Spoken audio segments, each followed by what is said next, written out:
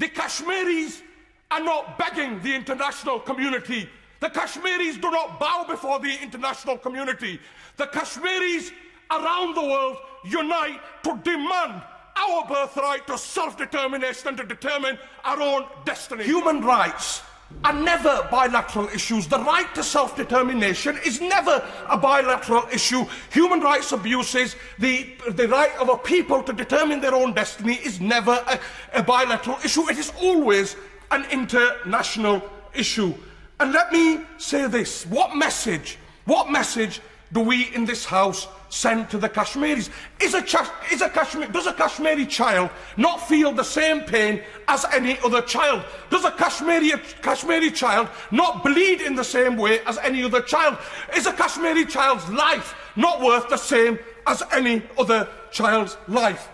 Madam Deputy Speaker, we raise these issues time and time again, but Kashmiris are still subjected to appalling human rights abuses at the hands of a brutal occupying military force.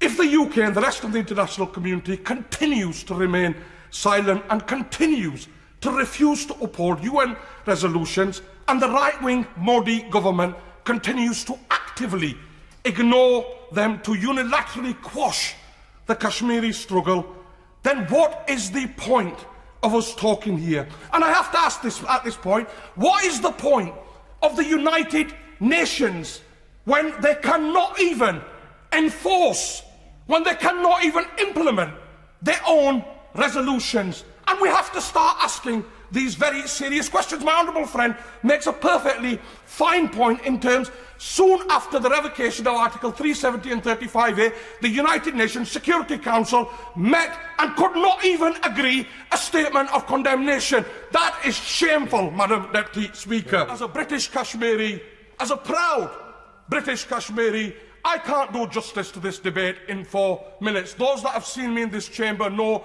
I've spoken, instigated, led on debates in this chamber time and time again.